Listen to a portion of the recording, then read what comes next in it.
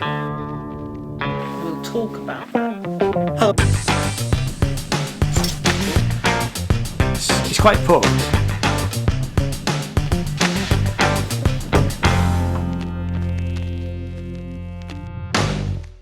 Hello everybody, I'm Ian, this is Louisa Rose, and we are the Sinners Review podcast. Now you can either watch this on YouTube or you can listen to us on all usual streaming platforms, probably with the exception of Spotify, but we'll talk a bit about Spotify as we go on.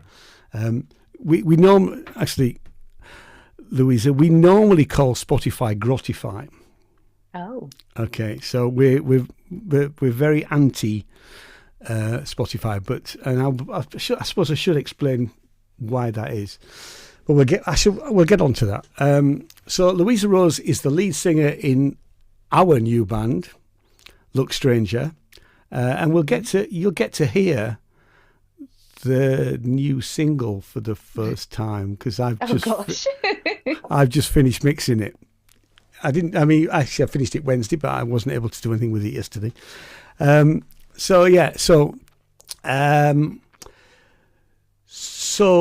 how's your week been? Busy, to be honest. Just because I've had an awful lot of plates spinning this week. As you already know, Ian, I'm part of a local drama group where I live. Yeah. And we are doing a panto next month. Oh, no, you're not. Our rehearsals. Oh, yes. Sorry. I had to do it. You are the second person to do that to me today. Oh, I'm sure everybody. Doesn't everybody do that? Yeah. I used to say I like a good panto. Yeah, well, so do I. But it's a lot different, actually, being in one.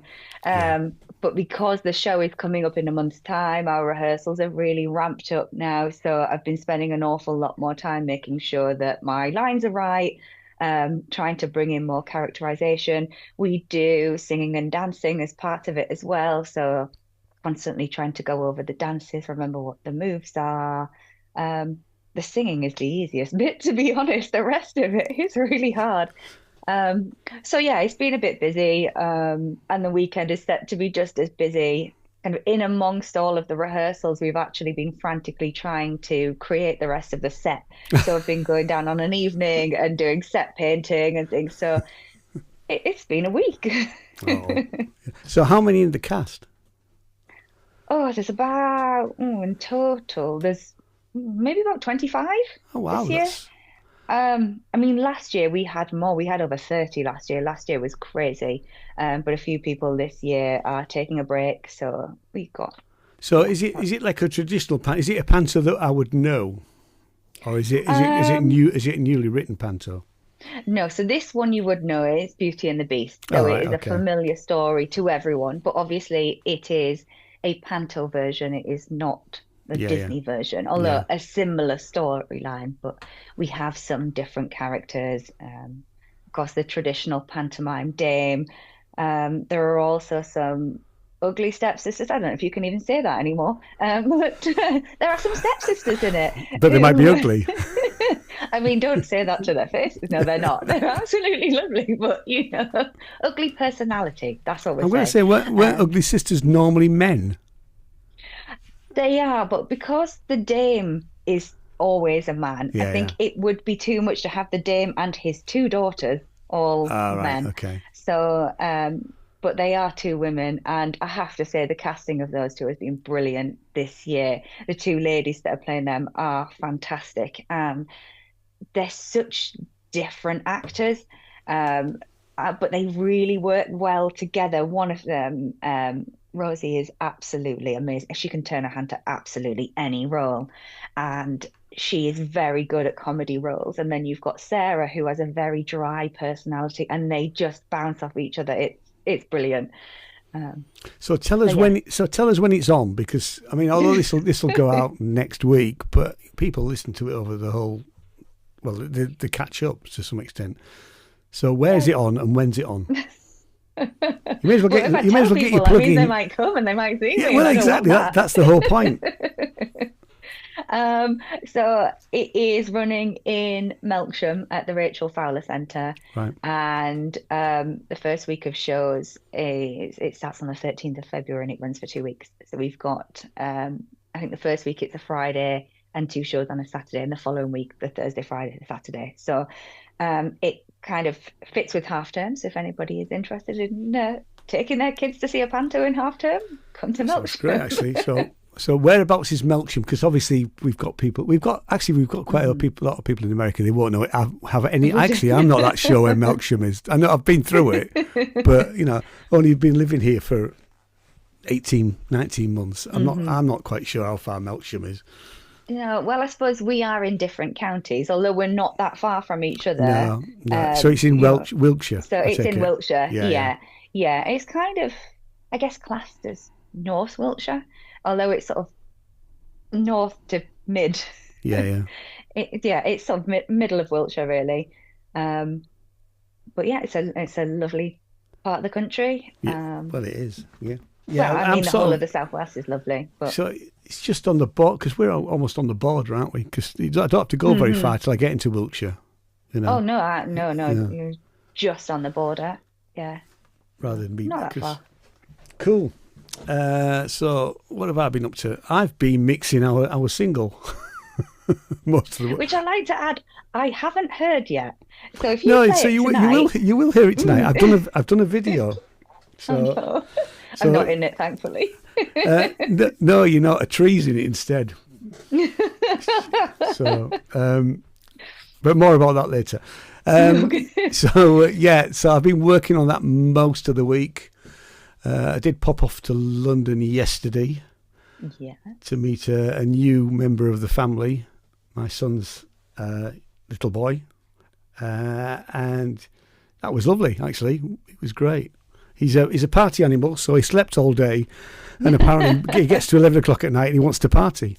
So he's actually a week. He's just a week old.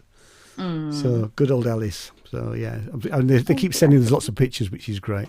Aww. So yeah, not much else really apart from that. I killed my motorbike, but that was actually the back end of last week, and I'm still waiting for it to get it back. I tried to set off with the lock on the front wheel, and completely jammed the lock. Whoops. So a guy had to come and pick it up in a van and take it away. And I felt so stupid doing that, really. It's the first time I've ever done that in my life, and I've been riding bikes since I was about 14. So that was rather stupid of me, really. Aww. So most of it's been taken up with the single. I will then master it, which is, that's the last process before, so you'll get to hear an unmastered version. Oh no. Yeah. So, I hate the sound of my own voice. So, this is just my idea of hell, having to listen to myself sing. It's a very weird thing. But actually very common from what I've heard. I said. I think John Lennon hated the sound of his own voice. That was why he's always double-tracked. I mean, people would correct me if that's wrong, but that was my understanding. So it's not that uncommon. I mean, I'll be honest, I'm not the world's best singer, but I don't like the sound of my voice either, really. And obviously the B-side is me singing. But anyway, we'll play that and all, actually, while we're at it. I've not been doing much else, really. So we have got a little bit of, I've put it down as music and art news, but there's not a lot of art in it. But I found out today that Spotify were hacked just before Christmas. Now, the reason, I don't think we've had this conversation, the reason that, I'm not alone, but the reason that this podcast is anti-Spotify is because small artists, like all the people that Sinners Music work with, none of us make any money out of Spotify because none of us reach the 1,000 minimum per plays of per song that you need to get to before Spotify start paying. So that's the reason. And we're not alone. There's some much bigger artists now starting to. I mean, there's multiple law cases, going on against Spotify because of the way that they do business. So it was. I mean, I've been trying to get my kids to. I would pay for them to have an Apple Music account. I mean, all Apple aren't that much better, but you do at least get paid from the first stream with Apple. So that's the main reason. And also there are some sort of slightly dodgy practices. Like there's a lot of AI artists apparently on Spotify. They're probably on all the platforms, but Spotify in particular. And I read a book which I'd recommended in a previous podcast by a woman called Liz Pelly, who did a whole book on Spotify, and it's incredibly well researched, and it was an absolute eye opener, really, you know. But it's interesting to see that they were hacked. I think it came out on the 23rd of December, something like that.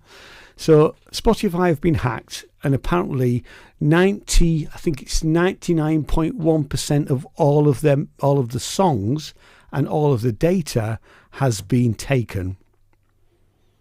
So all that's been released at the moment is the metadata.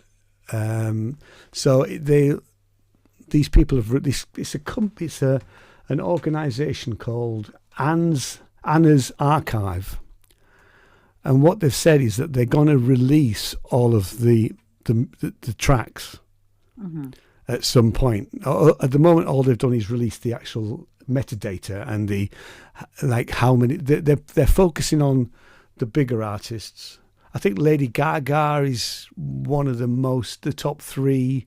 I thought it was Taylor Swift actually, but apparently Lady Gaga is one of the top three streamed artists according to this leaked.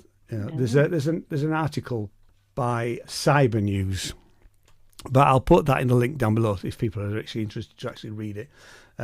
So I'm just looking at it now. So 86 million music tracks were taken, or scrapes is what how they describe it. Yeah, 99.6% of total listens on Spotify was taken. They say they're going to just release it, and they're a not-for-profit, but I suspect that Spotify will start trying to sue whoever it is, that's done it, really. I have absolutely no sympathy for Spotify in this case, and it's also worth mentioning that according to Liz Pelly's book, that Spotify started their business by stealing tracks. So that's how it was first started. Mm-hmm. So when they first, because apparently the guy, Daniel Ek, the guy who runs it, he'd run some sort of software-based companies, and they basically stole some songs to start Spotify, according to the book. So I guess what comes around goes around to some extent, I mean, you could argue that the artists, just releasing it doesn't mean that the artists are going to get paid, because they're not. But the other stat was 75% of the artists on Spotify don't get paid, which I thought was much higher than I thought it would be. So only 25% are in that top tier of being able to, earn money. The bigger problem with it is that if somebody we haven't had the conversation about whether we're going to put Look Stranger on there. Here's the question: are we going to put Look Stranger on there? I don't know. I guess it's how you look at it, isn't it? It is a method of getting your music out there. I suppose for me, because this is sort of a new thing for me, I've never really thought of this other than my opportunity to do a thing that I really enjoy. So in that sense, it's just a way for people to possibly come across our music. In terms of the finances of it, it's not something that has ever crossed my mind. I know that I don't know if that sounds naive or silly or but I don't think that's naive at all. I think that's the norm. I mean, the conversations that I've had with people, just like at coffee afternoons and things like that. When I've got every Wednesday in the office, we have at 2:00 we have a cake and coffee, which I try and get to. And it cropped up a few weeks ago, and there was probably about 8 of us sat round, and I think only one other person who was a musician knew about it. Everybody else, and it's not naive, it's just that most people don't think about it. They just start their Spotify, account, and they pay for a family account, which is exactly what my kids have done. So which is what we've got. Yeah, yeah. So most people don't think about it. The better method is that if somebody plays our song, then we should get paid for it. I know that the streaming royalty rates are tiny, but so that method of actually knowing that you are supporting that artist is much better than what Spotify and Apple Music and all the big guys are doing. Really, they're all in this. Most of the streaming services are in the same boat to some extent. So when Apple Music play my music or an artist that Sinners Music are supporting, we still become part of a massive fund, and if we're lucky, we'll get 0.00001p, because that's pretty much what it comes to. Something, yeah, exactly, something like that. Yeah, So you're not naive about it at all, really. So I mean, I think we'll have this proper conversation probably next time we get together for a rehearsal on Tuesday. What else have we got in terms of news? The NAMM show starts on the 20th. Do you know what the NAMM show is? I know a little bit about it. Yeah. Oh yeah, you've done some research. Oh, right. Okay. I'd have to look up what it actually means, but National Association of Music Merchants. There you go. You see, I knew we got the right person. So what it is basically it's a music show. I've never been, although when I had the music shop, I was invited year on year, and I mean, we'd have got free entry, but we'd have had to buy. It was hotel rooms and flights over to America. I mean, actually, it's interesting. I think the way that things are going in America, not getting political, but there's a site called Sonic State who normally go every year. And they're based in Bristol, and Nick is not going this year, probably partly to do because of all the stuff that's going on in America. It's not necessarily a nice place to go unless you absolutely have to at the moment. And I was watching a podcast early last week, and they said, unless you have to go for, say, work, and all of your documentation is in order, don't go, because UK citizens who do overstay their visas are being arrested. So I'd like to go back to America. I love America, but I'm not going to go while the current administration's there.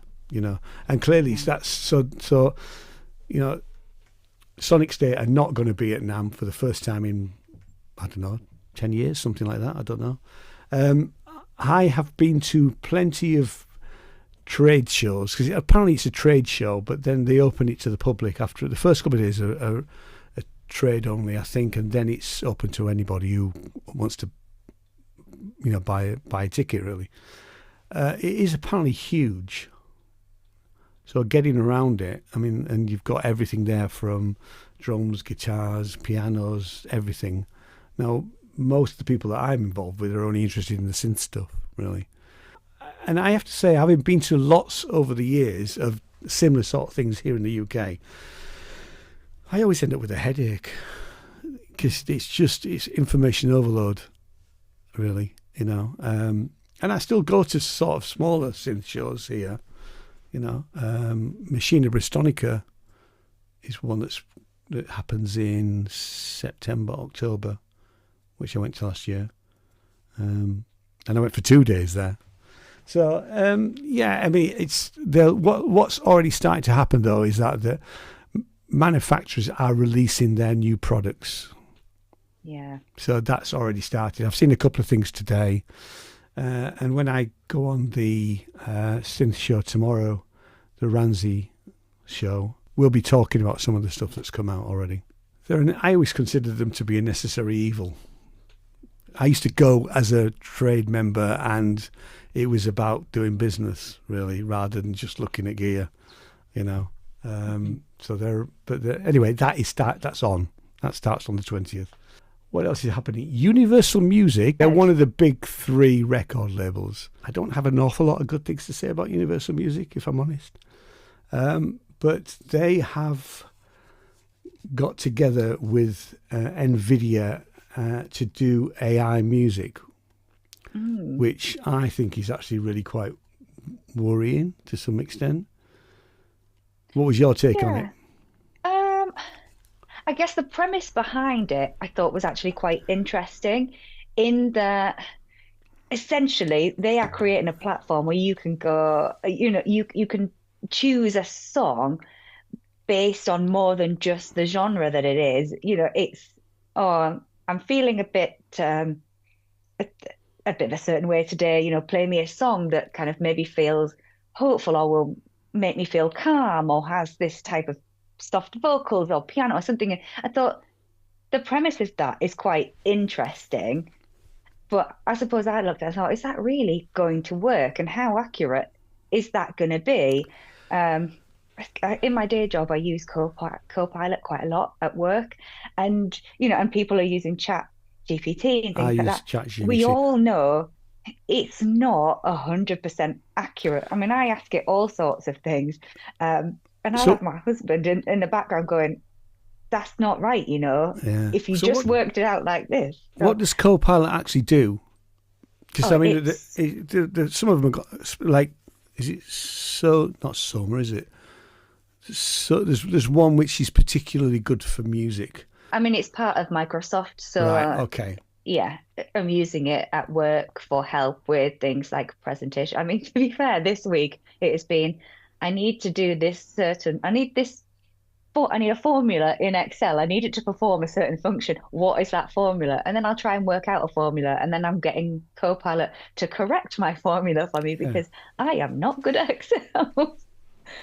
I think that I'm not a doom and gloom about AI, because I think we have to embrace it to some extent. I think there are much bigger issues than mainly about things like copyright from a music point of view. But I've used it to create presentations, and I've used it to actually read instruction manuals when I wanted to do some stuff with the technology that I've got here, rather than me having to read through every manual when I was revamping the studio.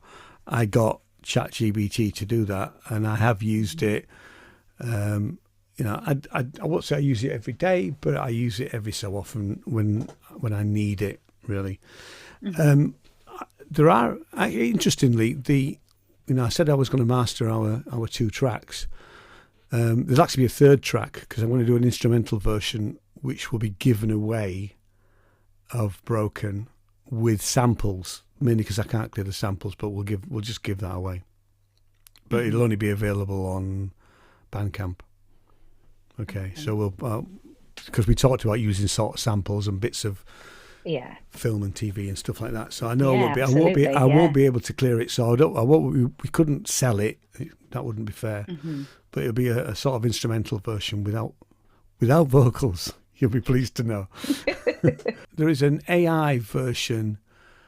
To start the process of mastering a track, and it's like having a studio assistant. So big studios would have somebody set up the track for them, and then the producer would come in, and then they would then mix it or master it or whatever they're doing with it.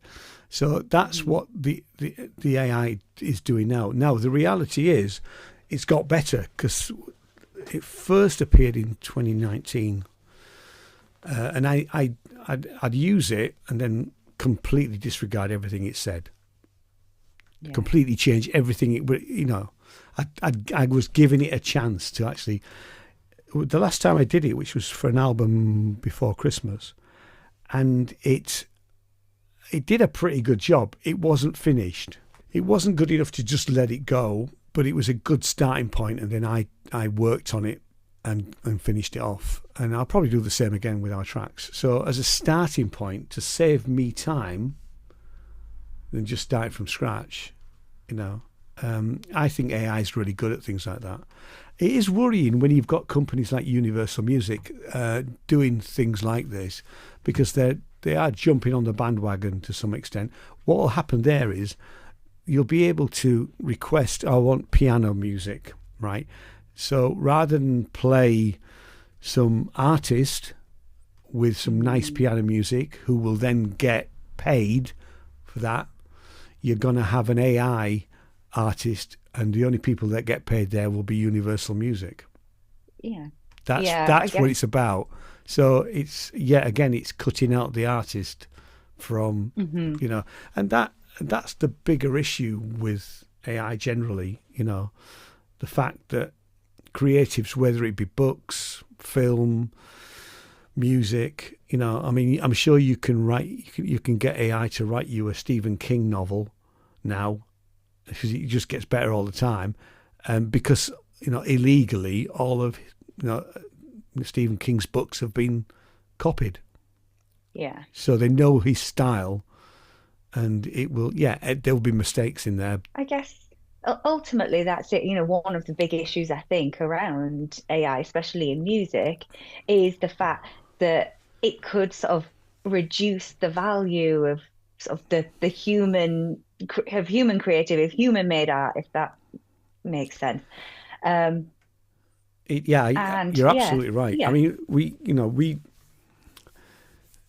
we're bound to say that because we're creatives, and we want, creatives all through history, musicians have been ripped off by record companies, and it still goes on today, and it's always happened. But that doesn't mean to say it was right.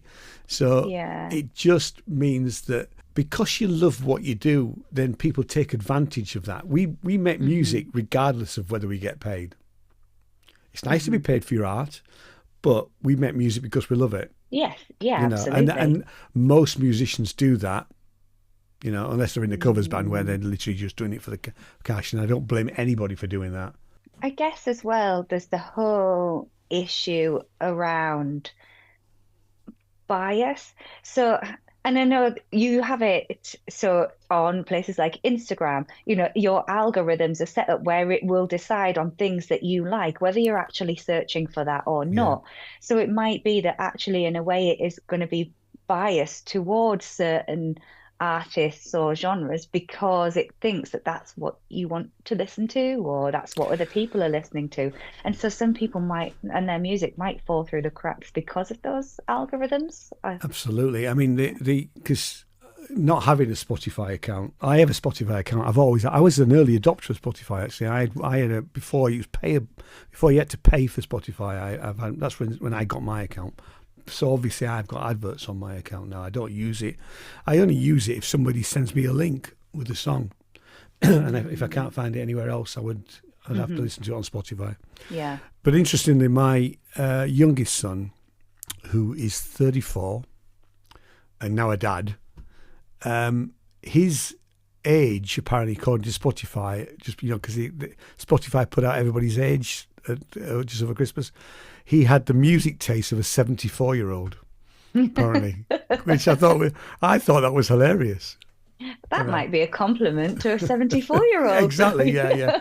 But apparently that's what, so that was quite. But I mean, I suspect that's the algorithm, and the fact that he does play more gentle stuff, really, I think, more than anything else. I mean, the stuff that he plays in the kitchen when I've been at his house is, he's quite laid back, and it's non-offensive. It's not what I would choose to listen to, but that's fine.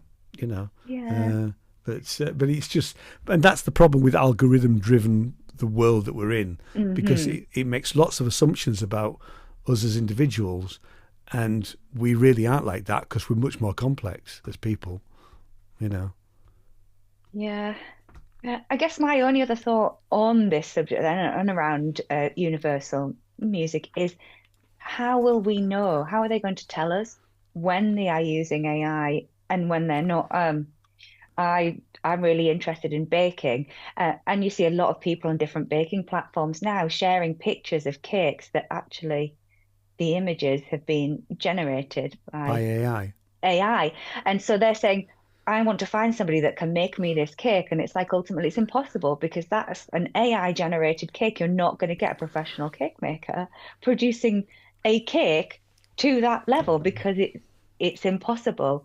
So I mean, all over Christmas, people were using AI to create Christmas pictures of them and their family, weren't they? When they Yeah, had, yeah. my sister did it for a joke over Christmas, and it made her skin really smooth, and she had really white teeth, and she was like, I wish I could look like this all the time, but it's not real.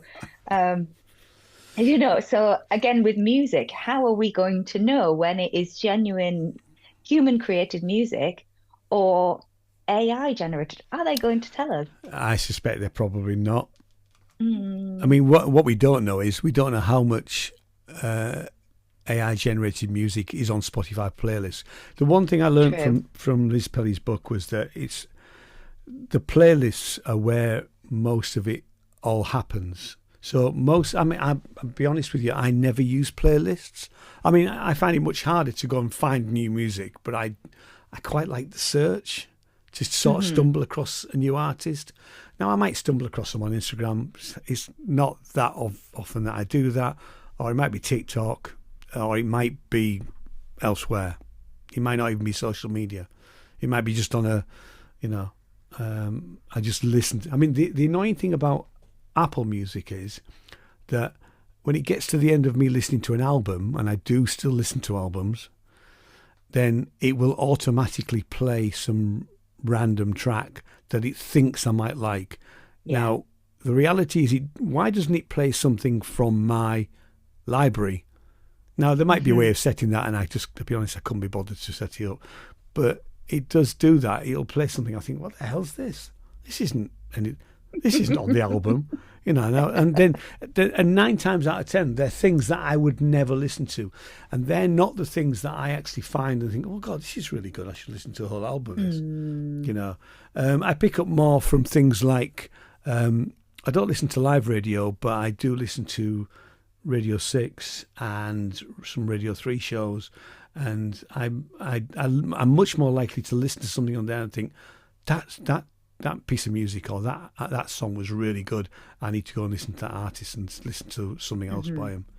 That's, and the argument that playlists are now new radio is just, I mean, it's yes, it's curated, but the reality is that if you listen to a radio show, a human's done that, Yeah. not an algorithm, and I think Yeah. that's the big difference.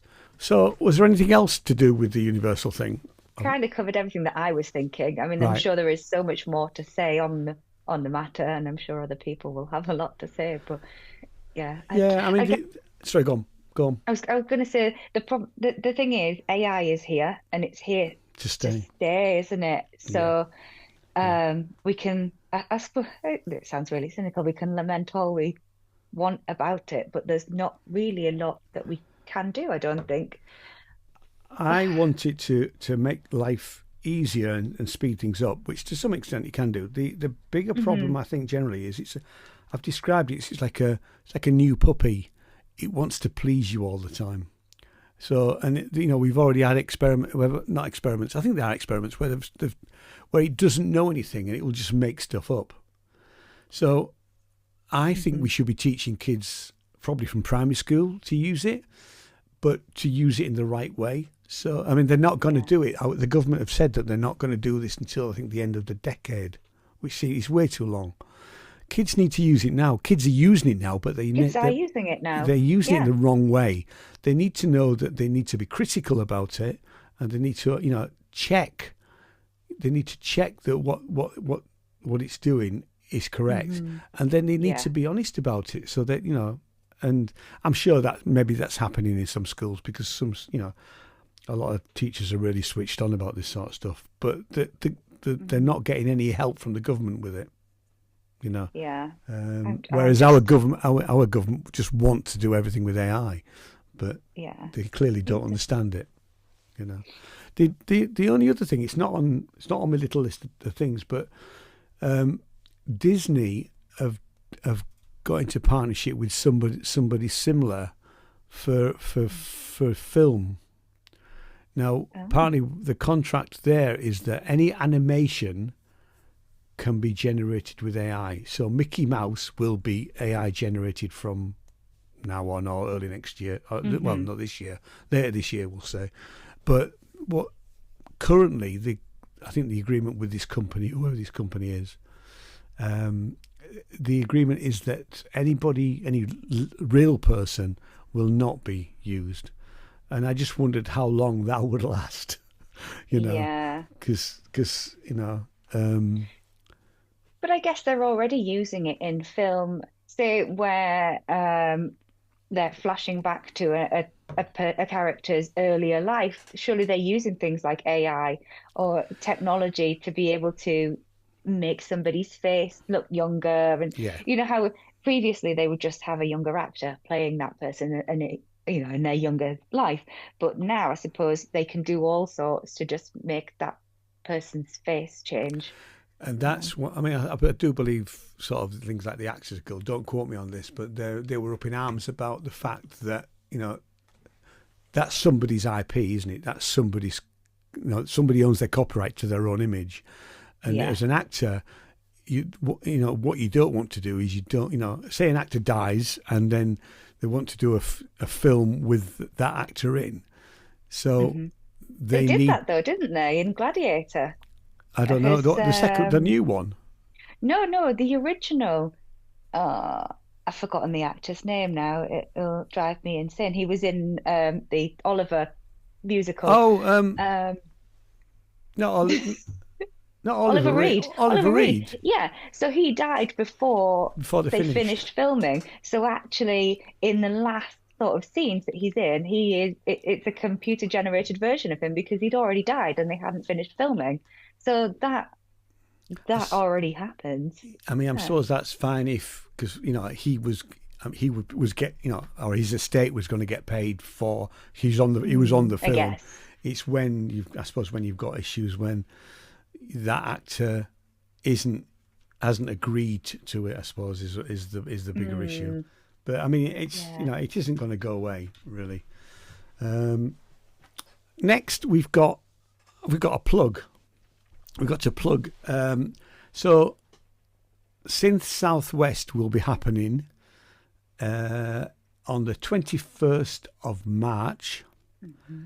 In Dawlish in Devon. Now we were asked to play, weren't we? Yeah. You can't make it, so spoilt it. No, well, you haven't spoilt it. But I mean, so I will be playing a solo spot. I'll be playing for half an hour through the day. So it's a music expo during the day with music all the way through the day. So it's synths mainly, and then there's a separate concert in the evening. So I've got a little promo that Peter sent me, so I'll share my screen in a minute. We'll have a look at that. It's only a minute, so anybody listening to this, you'll just be able to hear it. You won't be able to see it, but there'll be a link down below. So the ticket price is £10 for the day and £10 for the evening, or £18 for both. And it's a not-for-profit, and if they do make any money, which they're not expected to be fair, it's going to be split between a couple of charities, a couple of synthesizer charities in America, and the venue charity, which is the charity. So let me just share my screen and get the video up, because Peter's done quite a nice. There's very expensive synth. These won't mean much to you. I know nothing about them. But the first synthesizer that you see on here is something called a Jupiter 4, right? A Jupiter 4 now, an original one like this, which is about to get covered in seawater, is worth thousands.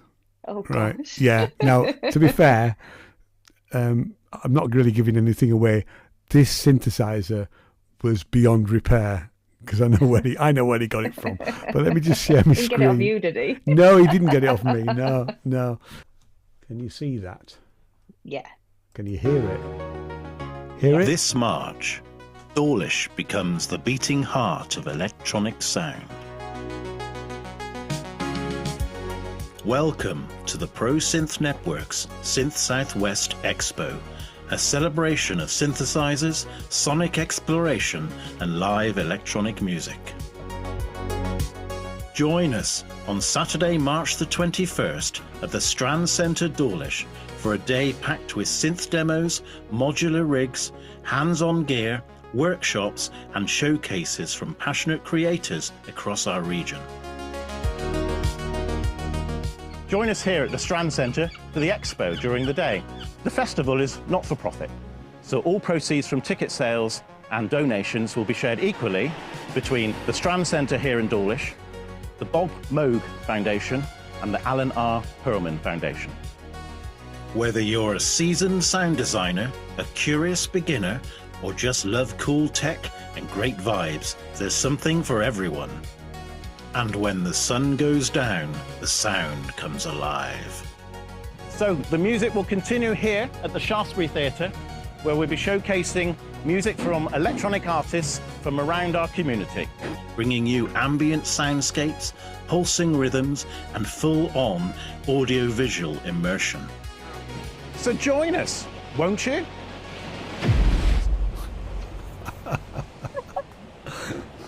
I thought he was going to get soaked at the end. He probably did. While we're sharing the screen, shall we have a look at Look Strangers, the last thing? Have you seen this? Yeah. You've seen the video, right? Yeah. So the video, it's a guy in New Zealand who did the animation, and he basically gives the animation for free. And I've said, look, if we make any money out of it, we'll actually share it with him. And I then put together, some of it's going backwards, some of it's going forwards, and I used lots of his little clips. I have emailed him and said, look, and I've sent him a link to it. So.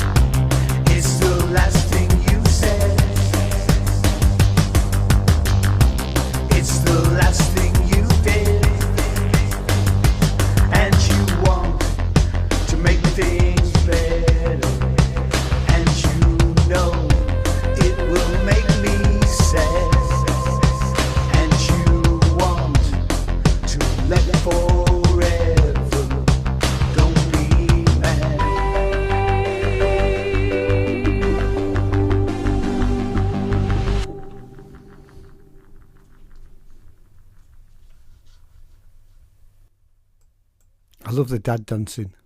I'm going to stop saying that. It's the bit in the middle with the office party dancing. I related to that. Sorry? I related to that. Yeah, I loved that. I thought it was great. Let me just make this full screen again. So yeah, because and I purposefully didn't try to put things into time from a dancing point of view, because the dancing is some of it's slower and some of it's faster. I quite liked the wonkiness of the whole thing, really. You know, I quite enjoyed putting it all together, really. But I did contact him and I've said, look, you know, like, we'd like to do other things with you if possible, because I think, you know, I think he's really talented, you know, as an animator. You know, I don't know whether he's, you know, but he's put quite a lot of stuff available online that people can just use, you know. But I think, you know, if we do any money out of it, we should share it with him. I mean, I think I probably said to you, although I wrote the song, I can't take credit for the production, and that's all Jason, because if you listen to the original, which doesn't sound anything like that at all, really. So he's certainly turned, I don't know what the wording is, really. So he turned an okay song into something that's really quite. I mean, when he first sent the original, there was a demo version that he did of it, which didn't have the middle 8 bits in, but fundamentally most of it was sort of there, you know. I would have never have come up with it like that, you know. Interesting. Going back to what we were saying earlier, how do you feel listening to yourself singing on that? I think I sound better on that than I've ever sounded. I don't know what he did. I don't know what he did. Maybe he auto-tuned me. I don't know. I didn't sing it out of tune. I mean, we had a day's recording in his studio in Bruton. We did it. We had a few days like that, but this particular day, I turned up with 3 or 4 songs. No more than that, certainly, at least. And there were songs that, I mean, that song has been kicking around forever. I played it as a sort of folk song in the past, and just with guitar, and I just played it with guitar. So I don't know if there's any guitar still on there, but you know, it was played with guitar. So, and then I sang over what we were working on the day, and I probably played some keyboards, but I don't know if those keyboards survived. I'm not worried that much about it, but I think he did a great job, really, because it doesn't quite sound like me. It sounds quite good, you know, and that's not me. I mean, I'm an okay singer. I can sing a little bit, you know, but yeah, what he did was a great job, really. And you know, for us to use it as the B-side, I think he's right, really. Well, you know, there are 2 of us in this. Exactly. This band, yeah. so, you know. Yeah. And as we go on, I was great in this one. You were great. You were superb. Yeah. Oh no, yeah. Was it you that was dancing? Is that you dancing? Yeah. Yeah. I was the one just sidestepping. Yeah. But no, I mean, it is, and we'll play the other one later on. The other one's longer, isn't it? It's about 6 minutes. So I mean, do we play it all, or do we just play a clip? You know, do we want to give it away? We're not releasing it yet. Well, the video will be out. It won't be out this week, but it'll be out next week. So yeah, I mean, I think we're okay to do that. I mean, we're in the promotional part of what we're doing, so we need to do a press release. We need to do a bio, don't we, of sorts. So I mean, next week my intention is, although I've got actually one thing I've got next week is I'm taking over the Frome 52 Instagram site. Oh. So what they do is they every week a different business or organisation in Frome can take over. So I've got it, and this was organised last year. So I've got it for next week. So it'll just be about what. So it'll certainly get played there, along with other things, and I'll play some of the other artists that Sinners Music have been working with. And I've done a couple of little videos in advance of that. I mean, I don't use Instagram an awful lot, to be fair. I don't go on it every day, but next week I'm going to have to go on it every day, at least once or twice, and post stuff, because that's the deal, really. I mean, you were going to talk about Standon Calling. Yeah, I am. Yeah. Now I've done quite a bit of research on that, actually, because there's a bit more than the links that I sent you. I didn't know anything about that festival, but just one more thing. Breezeblock Beats. Do you know about Breezeblock Beats? I may have mentioned it to you at some point. You've mentioned it, yeah. Yeah, it is happening on the 31st of January at the Lucky Chance Theatre in Frome. So anybody in the southwest who wants a good night of, I was going to say experimental music, but it's not just experimental music. It's sort of electronic, and they have a whole load of different artists. There's always about 4, no more than 5 artists on. Everybody gets 20 minutes. I played it a year ago, and it'd be good for us to play at some point in the future, really. And I've passed it on to some guys called the Battery Operated Orchestra, who were, again, their electronic duo, and I've told them about it. So if they ever wanted to come over to Frome, it's quite a way. I think they're in Hastings, so it's quite a trek for them. But I did say that if they wanted to do it, I'm sure we could pour them up. But they don't do them. They're not every month. They're every 2 or 3 months. I think it's when Stuart can actually fit it around work and things like that, But it's a good night. I've bought a couple of tickets already for it. So that's the last bit of news. But yes, so Standon Calling. Did you know about Standon Calling? I didn't. No, it's not a festival that I've heard of, actually. No, me neither. But obviously it was trying to be. It's trying to be a mini Glastonbury, I think. So Standon, Standon, is in Herefordshire, and it started in 2001 as a birthday barbecue by the founder, a guy called Alex Trenchard, who is clearly connected because his father owns the estate that it's on, which is called Standon Lordship, which is a bit of a weird name for a place, isn't it? And apparently he was, I don't know when this was, but he was the last Queen's Page of Honour. So he's clearly connected. I mean, his father's a Viscount, so, there's money there, really. So it started as this birthday barbecue, but then it became a live event in 2004. And it grew from a 1-day festival to then 2 days in 2006 and 3 days in 2008 and then 4 days. And each year it had a different theme. So 2009 was space. And I think they had a TARDIS and some other sort of space-related things. And they wanted people to dress up and embrace it. It did sound like quite a good festival to go to be fair. And there's a few little bits of video over the years that people have posted on there, and it does look a bit like a Glastonbury type thing. So 2010 was merged on the Standon Express, and then 2011 was Gods and Monsters. But Alex was a bit of a bad lad, so and he went to prison in 2011. He received a 30-month prison sentence for defrauding his employer, who was Tesco's, of £355,000 worth, which he used to fund the event on his Tesco company credit card.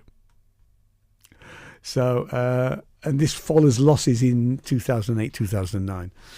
So he got 30-month prison sentence, but he was out in 10 months. And when he came out of prison, he obviously lost his job with Tesco's. And I'm sure that maybe his dad helped him out with the money that he had to pay them back. But he went back to running the festival. So, and some of the acts they've had good people. I mean, they've had Frank Turner, Maximo Park, Public Enemy, Clean Bandit, Charlie XCX, Florence and the Florence and the Machine. Machine. Yeah. Young Fathers. So they've pulled in some good people over the years. Really. Yeah. So it grew in size by 2014, it was taking over neighbourhood fields for camping and parking and things like that. And at 2015, it was a capacity of 10,000. And as I've said, it was clearly trying to be a mini Glastonbury. It was cancelled because of COVID in 2020, and it closed a day early in 2021 due to bad weather conditions, which happens at festivals sometimes, really. So it took place for the 17th time in 2023, and it had a strange on-site payment system where you put money on a wristband, and then you paid for things via your wristband. So none of the vendors or the shops or the stalls there were actually getting any cash, right? So this is where things start to get a bit stinky, really. So there was no actual money paid over to those shops, and it didn't happen in 2024. But Trenchard said that he was coming back in 2025 and organising the festivals with the East Herefordshire Council. But the problem there is that those people, a lot of the people, had not been paid from 2023. So it's almost like what happened in 2008, 2009, where he owed loads of money and he defrauded Tesco's by paying everybody. So he was meant to. I mean, and as late as last September, so September 2025. He'd agreed with the council, the Herefordshire Council, it's East Herefordshire, so to increase the capacity to 20,000, right? And also that he was talking about it going up to 25,000 in 2027 and 30,000 in 2028. Within the month, they've gone into liquidation. So they've gone into liquidation. So the people from 2023 have not been paid. So they're not just vendors and the stall holders. They're actually people that had bought tickets in 2024 and they'd been asked to hold over till 2025. So lots of people. So here are some of the creditors, right, and how much they owed. So they owned HMRC £200,000 for a start. Food suppliers, they were owed tens of thousands of pounds from 2023. Festival contractors, £56,000. The police, because you need the police, £18,000. And ticket holders were owed £153,000. Yeah. So most of those people will not get their money back. No. Having been through, having been a creditor when a business has gone bust, the people that get preferential, usually HRMC will probably get their money back or a good percentage of it, right? But the biggest kicker is that one of the preferential creditors is Alex's dad, Hugh Trenchard, who owns the land. Oh gosh. So, and he is going to receive more than £200,000. So most of the small creditors are going to get absolutely nothing. And I mean, Alex Trenchard will own that property when his father passes on. Mm-hmm. He will. So, that's... He's not going to lose out, is he? He's not losing out and his dad's not losing out. But all those people who they probably paid quite a lot of money to those stall holders to be there. And not only did they lose money for the time they were at the festival, but they, that could put those small business out of business completely, because a lot of those vendors and things that go to festivals, they are small businesses. They're not big national companies. Because actually, when you think about a lot of the food vendors, especially at festivals, they want local independent businesses to be coming in to show off kind of the best of that location. So that makes me really sad. It makes me sad. I mean, when I first saw it, and I mean, I first saw this as a small article in Private Eye, and then had to go back and research a bit more. And that's what I thought, because I hadn't heard of the festival, and it was just literally like a little sort of just a little paragraph. I thought that's really interesting, you know, because it's fair and it's fairly. They only wound the company up in October, so 3 months ago, really. So they've had people hanging around for 2 years trying to get their money, and like I say, most of the small businesses will not. And the people, I think one of the articles that I sent you, the guy said he'd paid for him and his family to go. He paid 500 quid. So it's like, you know, that's a significant amount of money to people to go to a festival. You know, and I believe some of the artists from 2023 didn't get paid. You know, I mean, once you're not paying somebody, you're not going to pay anybody. Yeah. You know? So it is, I mean, and it just really stinks that his dad is going to get £200,000, which fundamentally is staying in the family, you know. That makes me think, and I don't know if you've heard of the phrase phoenixing. I know it's used quite a bit in the training world when training companies go under and the next day they have, you know, risen from the ashes and developed a new training provider. I would put money on this happening. It'd be called something else. It will be called something else. Of course it will, because actually they're getting some money back, you know, and also they still own all of the land. They probably have all of the contacts, and there is nothing to stop them from rising from the ashes and developing. And to be honest, 9 times out of 10, the same pattern repeats itself. It does. So you've just got to hope that people don't fall for it. Yeah, I mean, the more, I mean, actually, the interesting thing is the mainstream media didn't really pick up. There was a couple of articles about the BBC, which I sent to you. Yeah. That's one of them was actually only about them winding up the company. The other one was a month before about them actually going to see for the festival going ahead. So, you know, there's not an awful lot out there about it, really, you know, and that's pretty rough for those people, really. The closest I got to this sort of thing was I went to Beverley Folk Festival. You ever go to Beverley Folk Festival? I did not. So viewers and listeners, we're both from the same town. I mean, here we are in the southwest, and surprise, surprise, 2 Yorkies get together and start a band.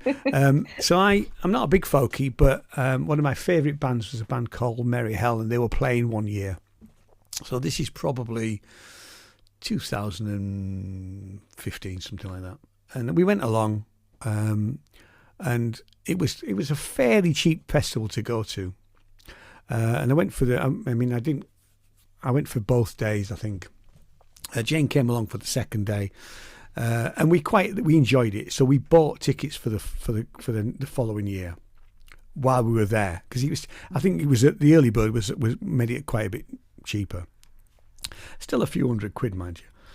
So so we go the following year, and we think, right, we've had a really good time at this festival. We're going to do the same again, really. And we're seeing, because we're not folkies, but you're seeing acts and there's a sort of crossover with some rock stuff, but fundamentally it isn't a finger in your ear folk festival. It's a bit more better. It's better than that, really.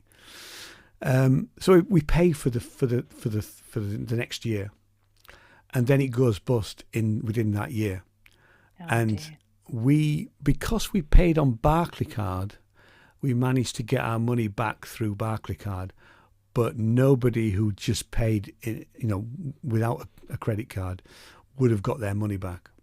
So, if people have paid to put stalls and things like that, and it's never, it hasn't come. I mean, there is a Beverley Folk Festival, but it's not the same. It's not the same guys, and it's not the same organisation. It was a shame, because to some extent it was quite a good thing, but I suspect running festivals is well, there's all the insurance stuff and that, isn't there? Everything's really expensive, and I think unless you've got really tight financial control over everything that's going on, then you can soon run into problems.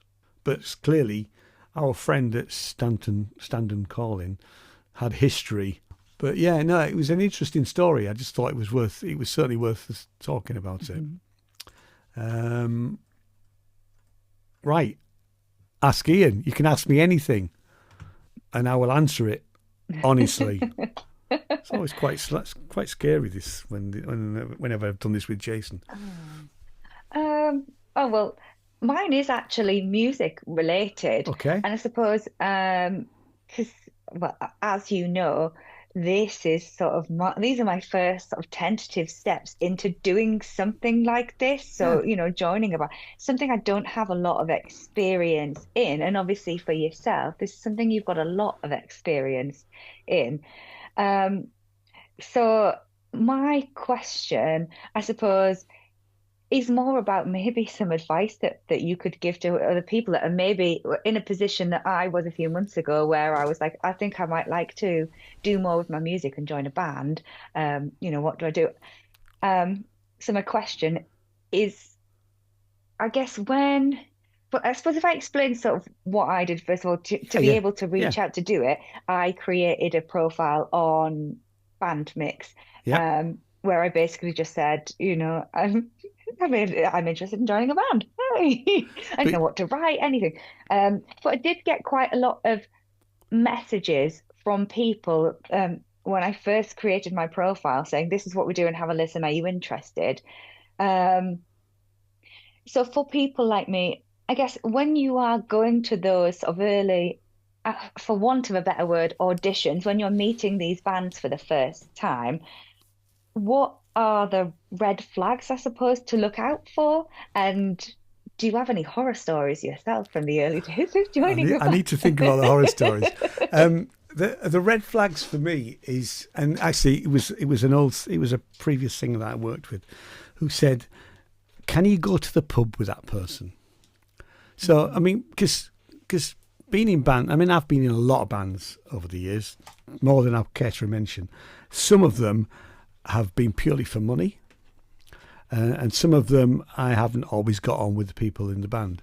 But I think you have to try and get on with people. It's like you can't get on with everybody that you work with in a day-to-day basis.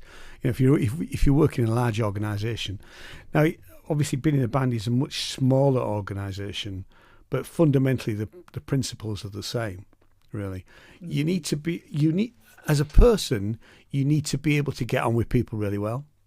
And you need to be able to fit multiple roles. So I have been band leader, I've been sideman, and I've been solo artist, and I'm quite happy in all of those roles. So I worked for a singer in Leeds. I won't name him because it's not fair. And he was putting a band together. And so I was clearly just the keyboard player, really. It was he was the star. And that's okay. But somebody needs to be boss. Somebody needs to be able to, and I like to call it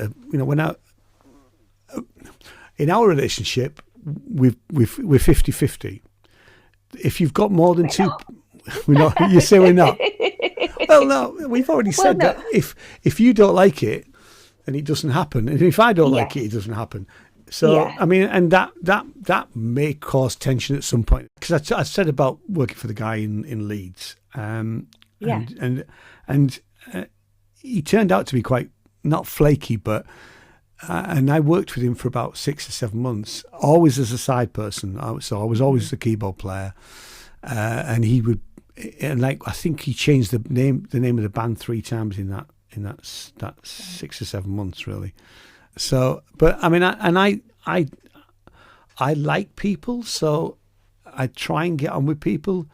And if I don't like a person, the person would never know. I just wouldn't, in a band, I just wouldn't spend that much time with them. Usually, most of the bands that I've been in, where it's been, us against the world to some extent. You usually start off as mates. Certainly in my teens, we'd start off as mates. Let's get a band together, and then you meet other people and they join, and it starts as friends, and then you develop it from there. Really, although I didn't know anybody in Nerve Centre when I joined Nerve Centre, and they were a band that were at the time going places. So this is mid-80s. They were signed to a small independent record label already, and in fact, it was the guy who ran the record label who said they're looking for a keyboard player. You should go and see him. And I went to this sold-out gig and got to talking to the lead singer, and then did the audition. I did my homework, and I think that's always quite an important. That's the really important advice: is go to. I don't like the word audition. I don't do auditions. We didn't have an audition. We had a get together.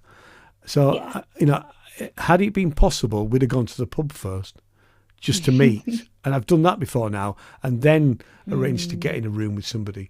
But when I've gone and done that sort of audition type thing, I've always known the stuff.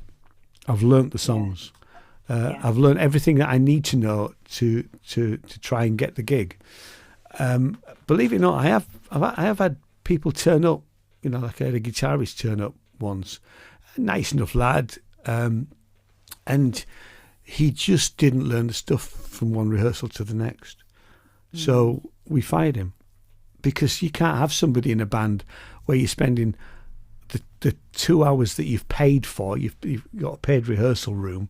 Everybody's chipping in with that, and you're spending 2/3 of that time with that person because they haven't learnt their part. So you put up with it for a few weeks, but then they have to go, really. I suppose you asked me what was the horror stories. Yeah, So, have you got any? Yeah, having to fire my friend out of the band. So this was the Katie and the Questions, and we're still friends. And in fact, Wayne, the drummer, was in the band twice. First time I fired him, and he turned up at a rehearsal. We were auditioning a new bass player. He turned up and he literally walked into the practice room and threw his bass drum across the room. And he was the loveliest bloke, but he'd been up all night. And what he should have done was, I'm working all night. I'm not going to come to rehearsal tomorrow. I'll do it without me. And that'd have been fine, because the guy was working nights, really, but he didn't. He turned up. And so I had to fire my friend out of the band, because we really couldn't have that sort of behaviour going on. Other horror stories, there aren't that many, but we headlined a gig, and it was so badly organised by the promoter that we got up on stage and they were running so late that we were supposed to play for 45 minutes. We were given 15 minutes. So the headline act had 15 minutes. And I don't really do anger, but I was so angry that I literally couldn't speak, because it wasn't fair we'd been hanging around all night to do this gig, and the promoter just didn't get their act together and didn't keep the schedules. That's quite disrespectful, though, isn't Absolutely. it? Because you think about the amount of hours that you've put in as rehearsal time, getting your set ready, and being as ready as you can for a gig, for then to do like a quarter of it, or a third we of it. We were so. I was just so angry about that, and I literally, I sort of went really quiet, and I just packed up and left, literally. And I think somebody else must have been dealing with the money, because I couldn't talk to this guy. Yeah, really. Most importantly, did they pay you what they were supposed to pay? They would have paid us what we meant to. They didn't go, well, you were only on for 15 minutes. So I mean, and I've had that before. I have actually, because I played in a covers band. We did a few original songs, but fundamentally we were doing the workingmen's clubs in the late 80s, early 90s, and we played one workingmen's club, and they had a decibel counter, a meter, and it would flash, and if it flashed so many times, it would cut the power, so you would literally lose everything. Yikes. Right, and we were a rock band, and I said look, you can't have that thing on, if that thing goes off and it cuts the power, we're leaving. And it was it wasn't an idle threat, but I was a member of Equity, which is really an actors union, but musicians could join Equity. And I said, this is my Equity card. And I said, if that goes off and we leave and you don't pay us, the club will be blacklisted. And that's the sort of thing that Equity would have done. So all the way through the first set, this thing's flashing. We're looking at it. The minute the red light comes on, we're actually all looking at this thing, and it did cut us off just towards the end of the first set. So Paul, the guitarist, pushed the button at the side. The curtains closed, and we started packing our gear up. And the concert chairman says, "You can't leave. You can't leave. No, we told you. But you're going to pay us, aren't you?" He went, "No, I want you to play. I said, "Well, you're going to have to do something about the thing." He said, "Well, I'll turn it off." So for the second and third set, he turned it off, and we had no problems. But it's just like, and you have to sort of stand your ground sometimes. We weren't rude. We laid out what, we had a contract. We had a written contract. We are not being allowed to do our job. They're going to pay us X £100 or whatever it was to do this, to do a night. Then let us do the night. We're not excessively loud, but you know what you've booked, really. Yeah. So, yeah. I have to say that so I've been in the Southwest for 19, 20 months. I've been looking for a singer ever since I arrived, really. And I sent out a lot of messages, to be fair, really. But your page on Bandmix made complete sense, because you said what you but you did. You said what you wanted. You had those demos, which was you singing to. I didn't know it was you singing to a backing track, and it sounded good enough. What's worse is when you've got somebody will put a picture up and they'll say they want to join a band and they don't put any music up. So in that case, I'm not going to request music. Yeah. I need to be able to hear that you can at least hold a tune. But it totally, I don't understand how somebody could advertise, especially as a vocalist, and want to join a band and not put anything or any recordings of themselves on there, because actually, how is somebody going to know whether you're a fit for their band or not without hearing you? I can't imagine going in blind to something like that. You'd be surprised the amount of people, that did do that, really. And I used Bandcamp quite a bit, because I think most of the girls who were engaged in the questions, and we had, it was meant to be a bit of a rolling door for people to come in and go and leave and go off. Like, we had one singer went off and studied down south, and then she came back again and things like that. So and because it was always two or three girl singers, the core of the actual guys in the band, the backing band, was pretty solid. Although we had an issue with two guitarists who would be really loud together in rehearsals, and I used to have to say to them, "You need to turn down, because we can't hear the girls. Nobody wants to hear you. We're here to hear the singers, because people don't want to listen to the loud guitarists fighting each other." But it is a bit like herding cats running a band, and it wasn't particularly pleasurable, really, if I'm honest. I mean, yes, I was the songwriter or main songwriter, but you're having to deal with everything else as well. But your page was really good, and the fact that I just wrote that, it felt like verbal diarrhea. I was like, I literally don't know what I'm asking for. I don't really know what I want, but this is who I am, and this is what I've done, and this is what I like. And if you can work with that, then great. I mean, the fact that you by your own admission would say that you're an inexperienced singer.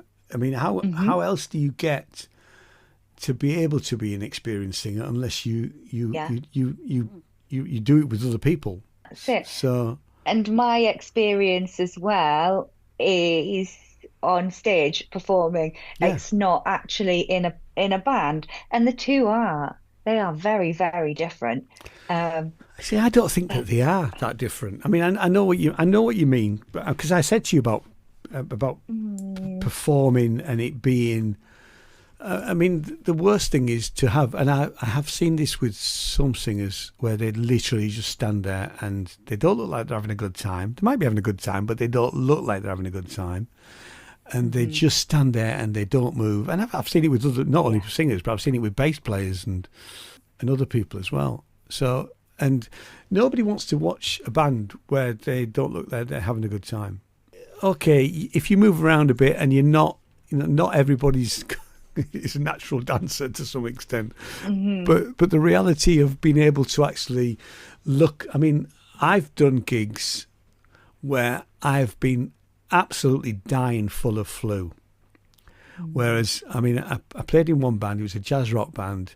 I was so ill that I think the guys in the rest of the guys in the band set up my gear for me. I came and checked it, then went back in the van and laid down in the back of the van till it was time to go on stage. And I did that all night. And so all of my energy went into being that 40 minutes on stage or whatever it was. And I looked like I was having a good time, but I felt absolutely dreadful. I didn't collapse, which was the main thing. I think some of the time, though, when you are performing, and I mean, I get it all the time that I could be absolutely terrified before a performance. And it happens less and less now because I am more experienced. But as soon as I step out onto that stage, I don't know what it is, but you just feed off the audience. And I have the time. I might be singing the worst song in the world. I might be hating it. But in that moment, I just something switches inside me and I absolutely love it.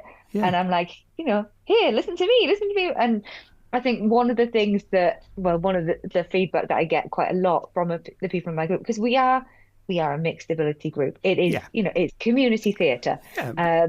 We're not doing amazing things, but we do it because we enjoy it. But we are mixed ability, and we do have some people that they go on stage and actually they are stood like a statue and they're not really able to represent their character, but they are there and they are joining in and they're doing it because they want to be there. Whereas I know the feedback that I get all the time is, you look like you're really enjoying yourself, and I'm like, because I genuinely am. I genuinely love being in front of people and performing.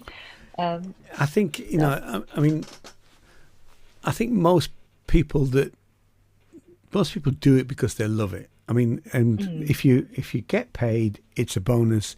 If you make a career out of it, it's a bigger bonus, really. But most people, I mean, you could argue that there are kids out there now that they just want to be famous, and fame. I don't think fame's necessarily all that people think it's cracked up to what people think it really is. Absolutely not.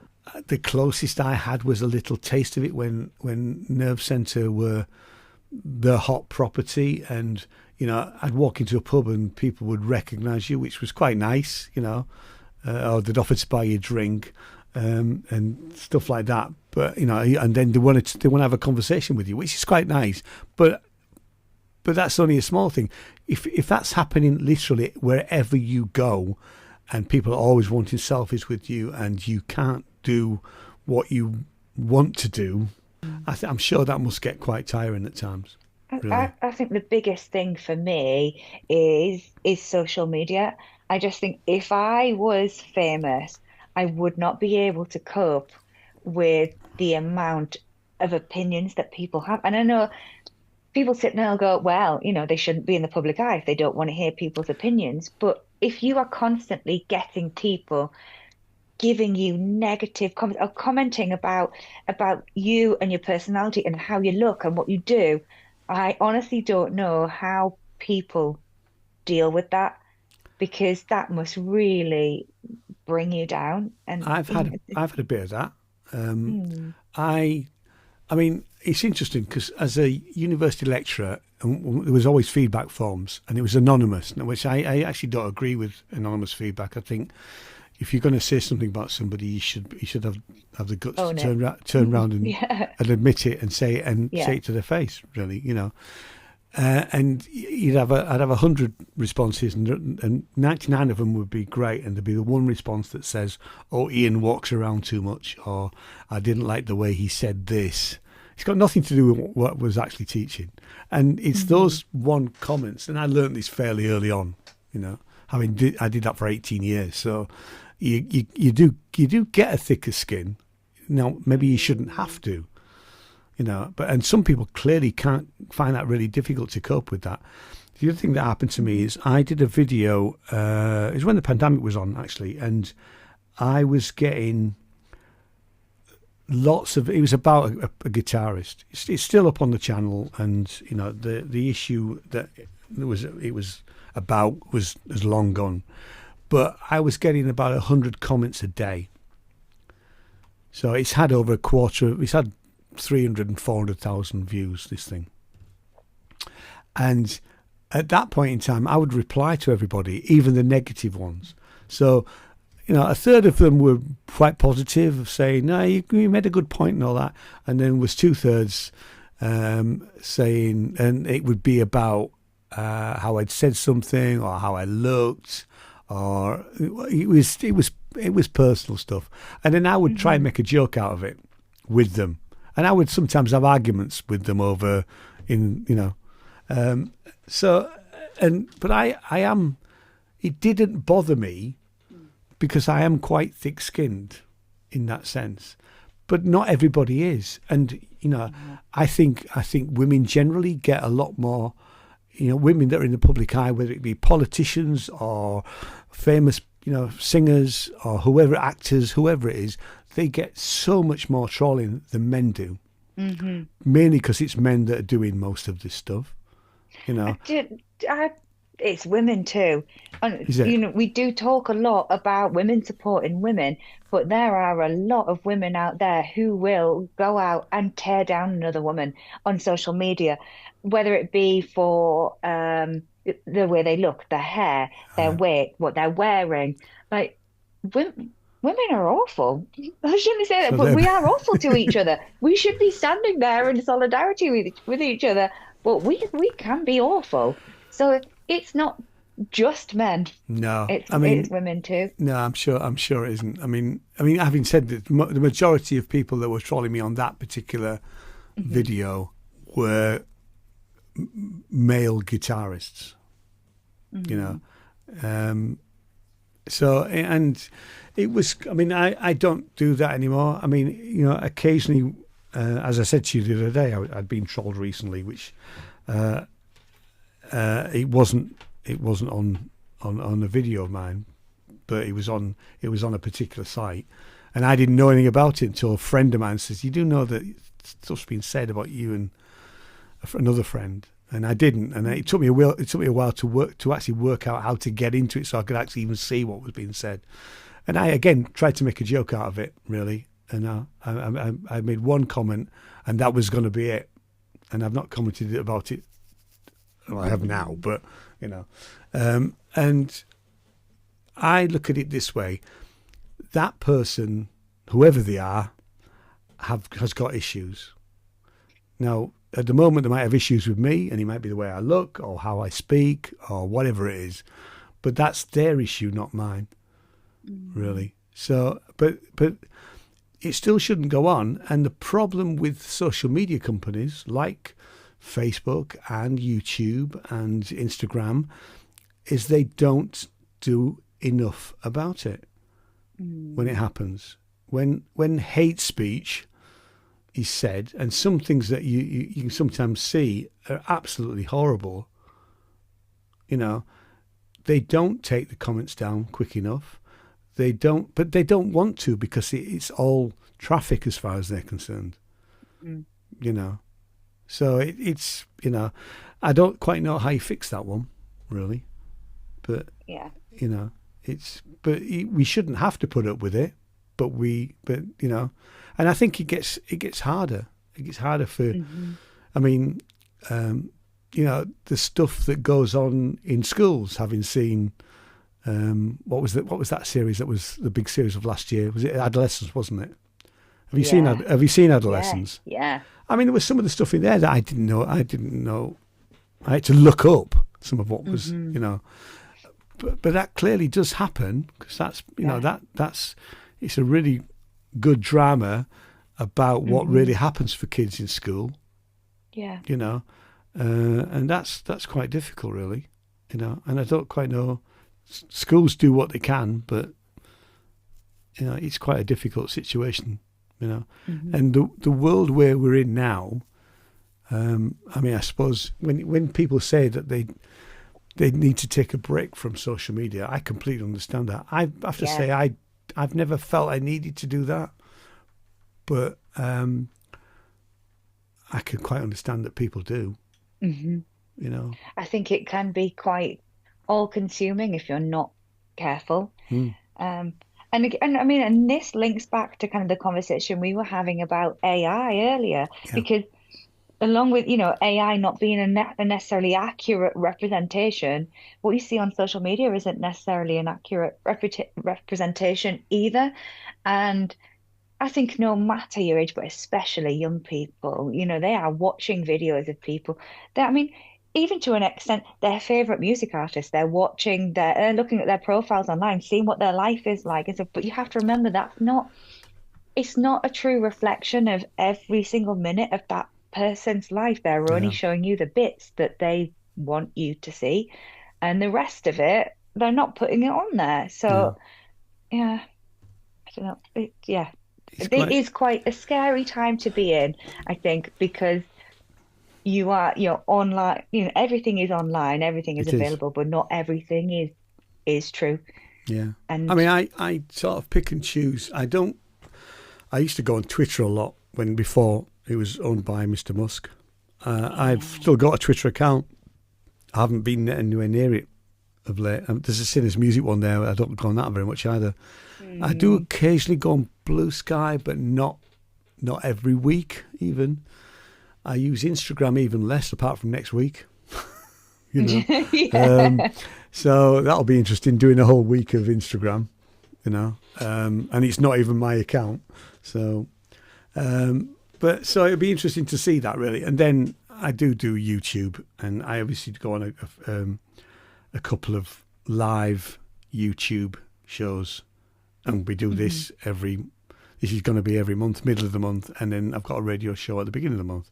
We've got 10 minutes. So, shall we play our other song? No. I'm paranoid now, because I've just said on here, women are awful. Well, I'm not going to force it on you. I mean, do you not want me to play it? I don't know, because I haven't heard it myself yet, and I'm not sure how I feel. Well, maybe you should hear it first, and then, Maybe. and then. So we won't play it. I mean, it will be put out at some point. But what I will do is I will send you the link to the video. Is currently private. It's on YouTube, but it's on private. So I'll send you the link and let you hear it. Because you might feel that I haven't quite got your voice right. I think I have, but I'm not the best judge. No, but I'll just go, it's me, and I sound awful. But you don't sound awful. That's the thing. So, but it's So I will say no. We won't play it. We'll save that for. This is bearing in mind.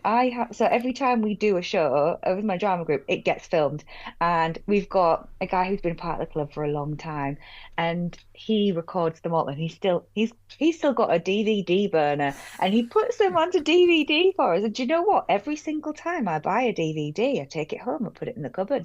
You don't play it? Nope. Not watched a single one of them, because I can't bear seeing myself or hearing myself. Right. Yeah.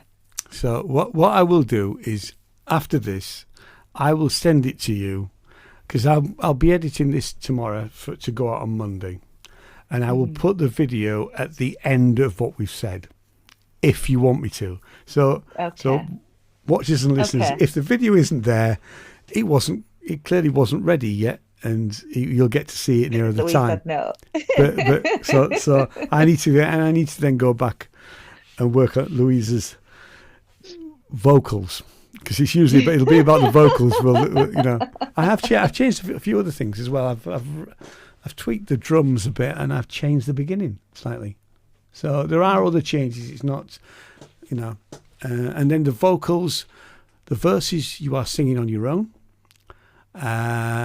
The pre-chorus, Kirsty, who co-wrote the song with me, is doing backing vocals, but you wouldn't know that if I hadn't told you. And then you are singing with yourself in the choruses. So, and actually, interestingly, you're because they're completely different takes. But you sing, your diction is really good. So I didn't have to tweak any of that stuff. So you sang it pretty much the same all the way through. The one thing I did have to do is, and that was my mistake more than yours, was your big note at the end of that last note. It overpowered the mic. Yeah. So I've actually stepped back. Well, but I couldn't, obviously, the way we had it set up, we wouldn't do that again. In future, I'll be listening on headphones as well. And I did try and pull it back on the actual recorder, but it was still too loud. So I ended up having to replace that bit with some other bits that you'd done. And actually, I think there were the bits from a rehearsal that we'd done. But they sound, you can't tell. But you know now. And the whole world knows now, so that everybody were listening out for that little bit. It just fits, really. And I tweaked it. So, But the vocals are great. I think the vocals are great. And I want you to be happy with them. Okay. All right. I have a massive hang-up about being too loud. It's the one comment that I've heard about myself singing over and over again. What, from other people, you mean? Or what? Yeah. I do have quite a loud and powerful voice. Yeah. And, I quite often perform with people that don't. Right, So, okay. So they're yeah. It's very difficult because actually it is much harder to hold back. I have a friend who we get on really well, and she knows that this is a big issue for me, and she's always saying, I can hear that you're holding back. Don't hold back. I'm going to say, I wouldn't say don't hold back. It's for other people bring their volume up to match yours. Yeah, absolutely. But it's something, I suppose, because I've been told it negatively, in a negative way over and over again. You're too loud. You're overpowering everyone. You're singing over everyone. It's hard. But no, you're not. I mean, you're not too loud. I mean, on that bit, that was my fault because I needed to tweak it. I needed to be listening to you, and but you're right. Sometimes it's about moving back off a microphone, but actually I can also do the same sort of thing and controlling. But I should have been listening to it. I mean, it's just the way we had it set up that time. Like I said, we won't do that again. We were both learning. Oh, absolutely. So is there anything else? I have nothing else on my. Is there anything else you want to promote? You've told us about the panto. Recommendations. We need to do recommendations. Have you got any recommendations? Yes, I have. I've got. I bought a book. So this is a book by a guy called Matthew Whiteside. I think I saw this on YouTube. He's been doing adverts. So it's called The Guide to Self-Releasing Your Music. He's a classical composer, so it's a guide for composers, sound artists, and performers. It's not a particularly thick book, as you can see. It's quite, and it does lack an index at the back. I always like a book with an index, but actually, it's got some quite interesting information in it, which I knew a lot of it. I mean, the first bit is about actually recording your songs, and one thing I didn't know. And it's probably worth discussing at another podcast, is if you book a band or an orchestra to perform your music, they can only record 10 minutes in an hour, or not in an hour, in a session, So it's a 4-hour session, but they're only allowed to record 10 minutes. And I just think that's bonkers. I think if you can, there's a point to learning. They need to learn the song or the tune or whatever it is. But if you can get them, you get them to record for half an hour in that session, then that's fine. I couldn't believe it, really. Anyway, you did say that in there. I've been dipping into it, really. So, other recommendations? Are you watching Traitors? Yes. Well, my recommendation would be Traitors. Yes. Oh, my goodness. It has been a show this year, hasn't it? Hasn't it just? I mean, now I've never watched. I've only ever watched the Celebrity before. In fact, I've been told by my kids to watch the second series because that was a really good one. I tried to watch the first series when it first came out because a friend had recommended it, and I couldn't get into it. But yeah, this is absolutely superb. So.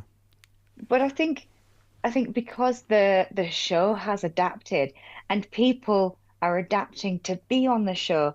So, I mean, spoiler alert if you haven't watched it, but Rachel dropping in her big thing about how she had trained with an ex-FBI agent to read people. Like, the contestants are taking this really seriously now, I know, it's bonkers. But she is playing an amazing game. She is playing it amazingly, yeah. And actually, I've really warmed to Stephen as well, Although I'd say he keeps slipping up. He does keep slipping up, but he did look like he was, because I've just watched. I'm up to date, so there's an episode tonight. We're recording this on Friday, aren't we? So I watched Thursdays last night. Yeah, it was last night. I watched Wednesdays and Thursdays last night. But he was dressed like Steve Austin, the $6 Million Man yesterday. Yes. He was so 1970s. He was just amazing. I did go and see quite an interesting film.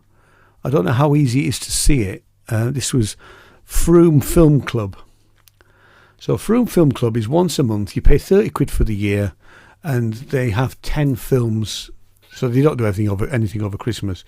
And it was called Holy Cow, and it was a French film about this young lad and his mates trying to make cheese, which doesn't sound like a very exciting film, but actually it was really, really well done. I mean, they have a little counter thing at the end, so you rate each film, and I gave it 4 stars. It was a nice little film. I don't know how easy it would be to see that, really. But it's called Holy Cow. But that would be a recommendation. So, over to you.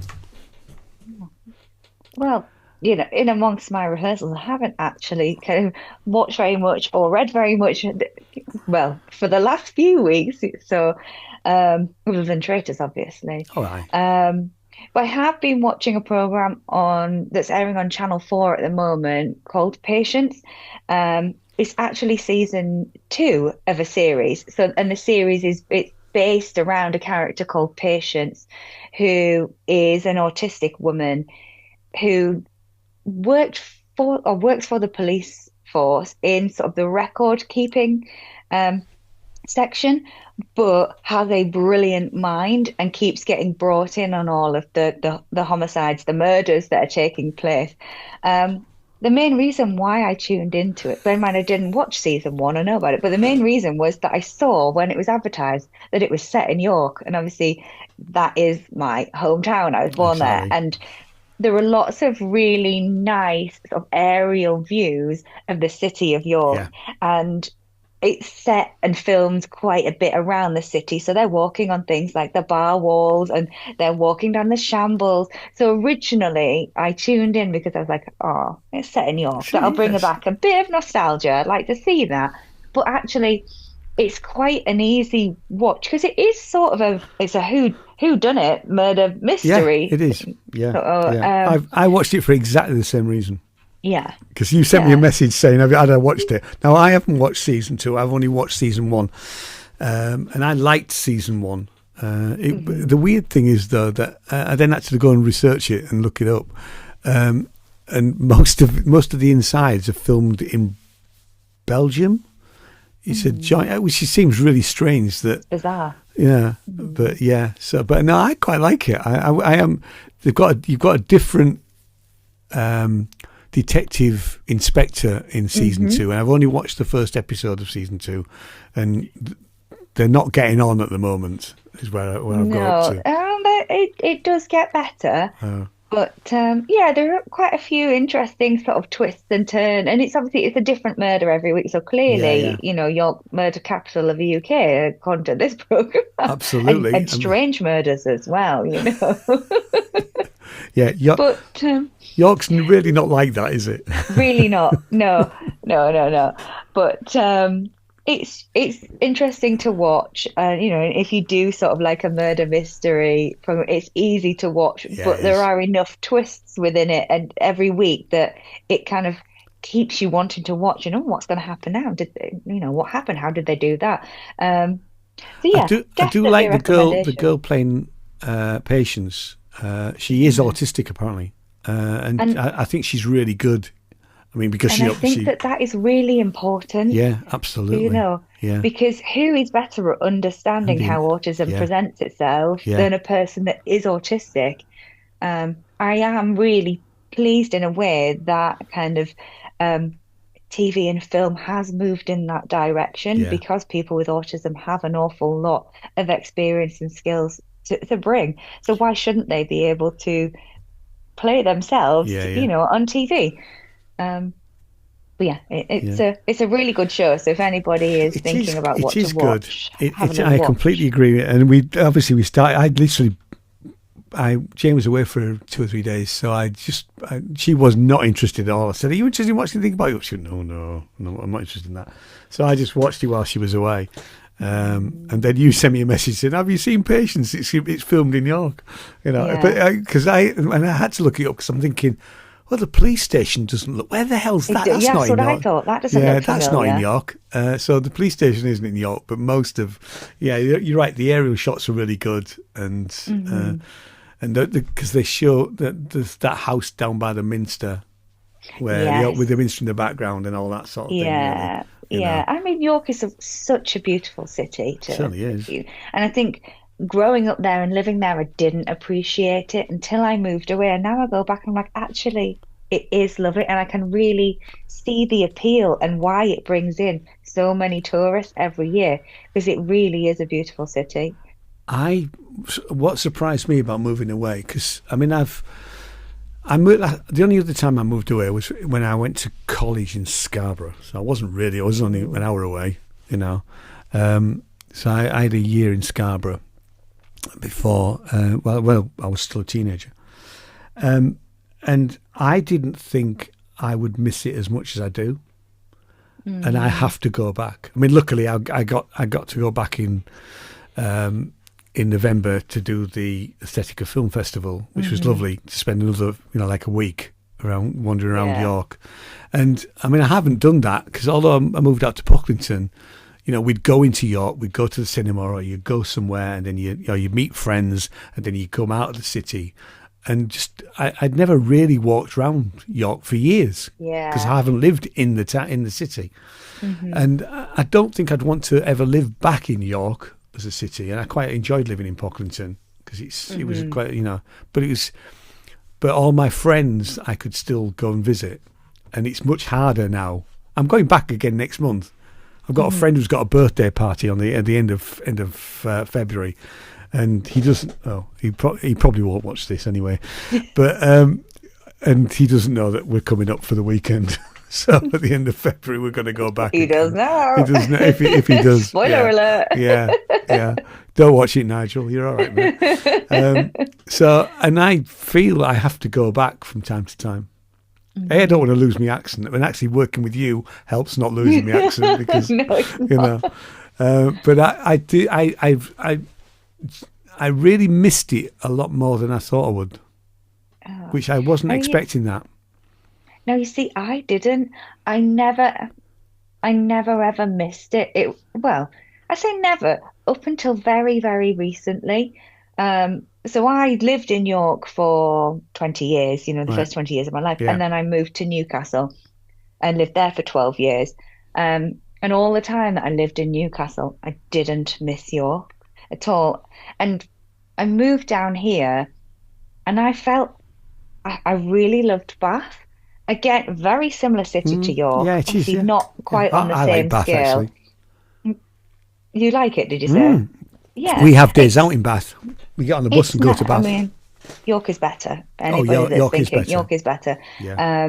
Especially I would say around kind of the food scene. If you want to go somewhere, obviously outside of the major cities like, London, York is a really good foodie place. They've got a really good It is, mix yeah. of different independent businesses, street food. Bath has not got so No, it much hasn't. of that. We have some independent restaurants, but I think Bath is missing a trick. Yeah. But I moved here feeling like, to get back to my point, I suppose, moved here because I really liked Bath and I really liked the area. And now I live in Wiltshire. I'm surrounded by fields and countryside, and you don't get that living in a city. And I never ever missed living in York up until very recently when I went back and I just thought, actually, I don't know what's changed in me, but I now see the beauty of the city that I never used to see before and I didn't appreciate. So I certainly didn't look at the city with the same, thinking. I mean, I knew it was a beautiful place because there were so many tourists, and I used to find the tourists incredibly irritating. Because you'd have loads of Japanese tourists coming, and then there'd be a load of other tourists coming, and I understand that, but I never really appreciated how beautiful it is till we moved away. Really, yeah. and it was. I mean, and it is that you just feel like going home. I know, because the first year that I did the Aesthetica Festival, which I've done it 2 years now, so not last November, November before, Jason went up with me, and I was able to play. Tourist guide, so we'd be able to go around, and I'd be able to show him bits of the town, really, But no, I don't. So I do need to keep going back every so often, Yeah. And actually just to see mates, because that was quite a nice thing, I'd always sort of organise to see some friends when I'm up there, Yeah. But getting there from here is a pain in the neck. Yeah. And I never thought that would be that much of an issue, but it is, It's a slog.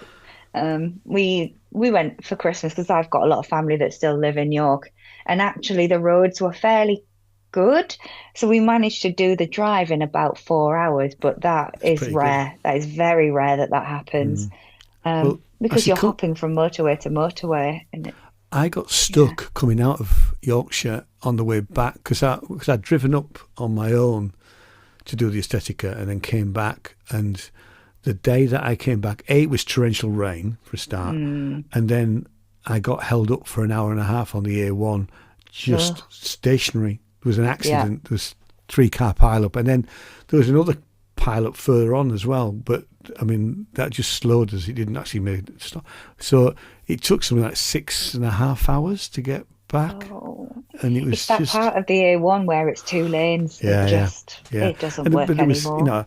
It was torrential rain, and there was these idiots going along at 80, 90 miles an hour, and there's spray everywhere, and you think there's going to be an accident. And yes, there was, but hey ho. Anything else? Any other recommendations? I need to watch some more TV. You need to watch more TV. I am. It's daft, isn't it? That is kind of where I go to with recommendations. That's fine. Recommend. I mean, I am reading a book. I mean, that's a book for fun, really. And I'm reading the third part of Philip Pullman's The Book of Dust. Oh yes. So, have you read Philip Pullman? Because he did Funny enough, no, but I do have all of the books on my bookshelf. But yeah. What the original ones? Or because these are the. I both. Oh, right. Have you? The original and the newer ones. So have you got the book of the is it Rose something it's called? It's just in the house. So I read the books, the original books, a long time ago, and I should probably go back. I don't own them actually anymore now. I think they were Matt's books, and I borrowed them off him. But I have bought in hardback the 3 Book of Dust's books. Yep. So this is the end of it apparently. So, and I'm about a third of the way through it. It's great. It's really good. I did watch the TV series. TV series was really good, actually, I thought. There was a film, a few years ago, which wasn't that great, if I remember rightly. But the TV series, the girl who played Lyra, I thought was absolutely superb. It's pity it hasn't continued, actually. But, but no, so I'm reading that. So that would be a recommendation. But it is only in hardback at the moment, and it's 20 quid, I think, 25 quid. Although I'm sure some rubbish online retailer will sell it for half that price. But we're not going to mention them, are we? No. And actually, interestingly, for once, I haven't been buying any music. So and I mean, because I did last month's podcast on my own. In fact, I think what we should do ask Louisa as well. So here you go. So so what's your favourite record of last year? Or your favourite piece of music? That's a really hard question because there was an awful lot of music.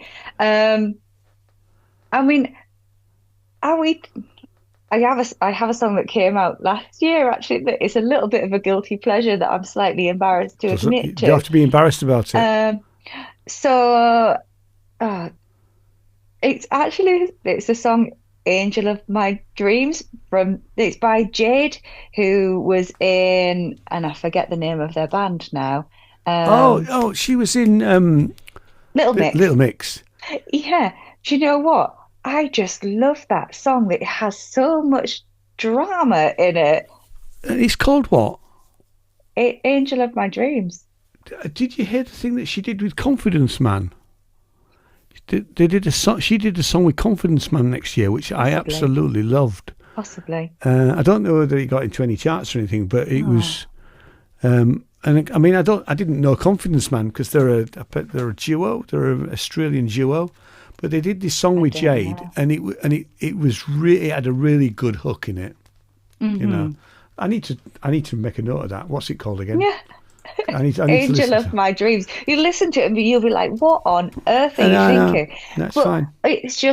It is a really dramatic song, I think, because it is fast and then it is slow. And it's just, you get a real feeling of emotion from the song. And it's a real guilty pleasure. I played it on repeat to the point where people were like in my household saying, please, can you listen to something else? I'm just like, I just don't know. I just like the way it makes me feel right now. That's okay. That's perfectly all right. But I am eagerly anticipating Muse releasing a new album this year. Because you're a big fan of Muse, aren't you? I am a huge Muse fan. I had the first 3 or 4 albums. I think we had this conversation, didn't we? Yeah. Hullabaloo. And I had the one which I can't remember the name of the albums now. To be fair, I haven't listened to them for years. They are a band that I feel just keep continuing to release great music. Although their last album, The Will of the People, I think there were a few songs on there that I did question and think, what on earth were you thinking? But the majority of it I loved, and they released, so towards the back end of last year, a song called Unravelling, which will be on their new album, and I love that song. I think it's fantastic. So I'm now like, please release the album. Do you think that they've moved on? Because I mean, this is a criticism of those first few albums. Really, I didn't think that they moved on. I'm sorry. I didn't feel that they moved on very far. I think that's why I like them. So it's, because they've stayed relatively true to their original work, and that's fine. That really is fine if that's what you want. I'll be honest with you. I'm always looking for somebody to do something different.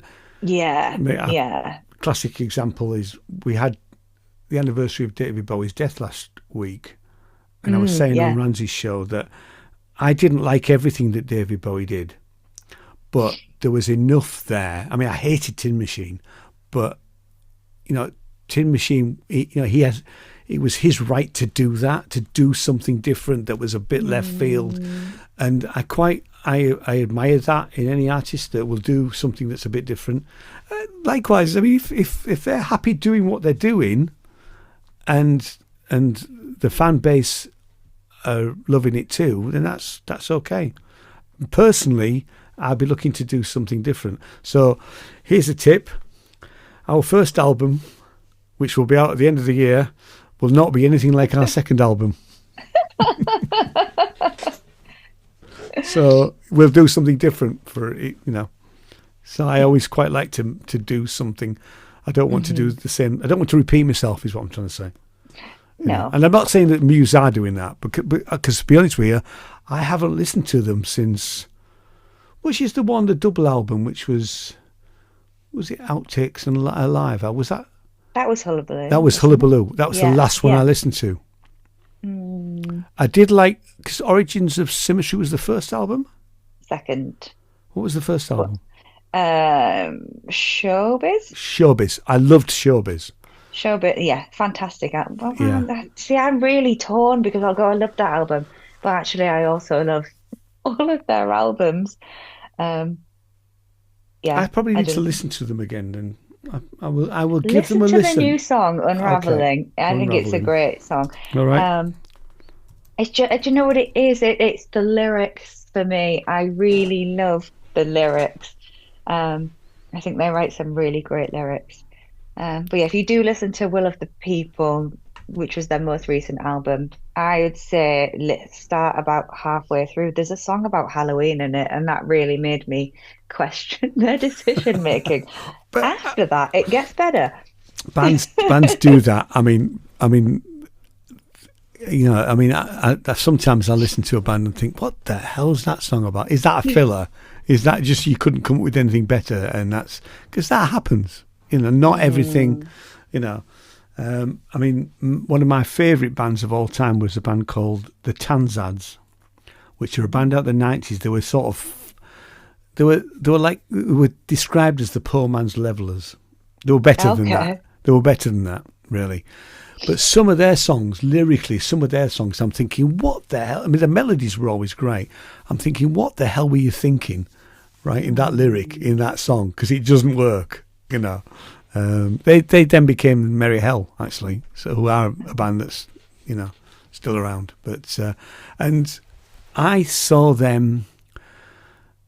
I was in a band. I went to a rehearsal. We went to the pub, as we did at the end of band practice, and they were just playing in a pub in York. It was the Spotted Cow. Remember the Spotted Cow?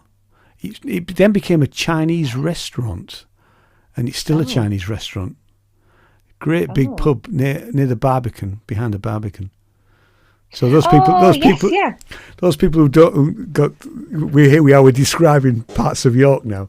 So I literally went. It's still a restaurant. I drove past it the other week. It is. Yeah. Well, that used to be in fact, I played there a few times, and they just were there playing in the lounge there with their full band rig, and I was absolutely blown away by that band, and I am still a fan all these years later, having bought every album they ever made. Oh, So, but yeah, I mean, not everything they do is great, but you say that about everybody. Yeah, true. So, but no, I will give Muse a listen, and I will certainly listen to Jade. It's my guilty pleasure song. That's all right. I mean, actually, that's a question for me for the future: is what is my guilty pleasure song? Because I seriously couldn't tell you right now. I need to think about that. I think it changes as well. It depends on how you're feeling. Because I listened to that song over and over. I still really love it, but something will replace that, guaranteed. Yeah. It has to be a song that you play time and time again. I put something on and I think, that's so good, I'm going to play it again. Yeah. Yeah. So, thank you. So, this was great fun. Oh, we've had a nice chat. Yeah. I just need to edit it all together now. I've just realised it's 5 to 10. So, I said to you, it was going to be about an hour, didn't I? How Yeah. wrong? How wrong was I? So I right, mean, I'm not surprised because this is what it's like when we are sat chatting. that's true. That is true. So yeah. So great. I'll see you on Tuesday for band practice. Yeah. Yeah. Okay, I'll stop recording. Uh, So thanks very much, everybody. We'll see you all later. Bye. bye.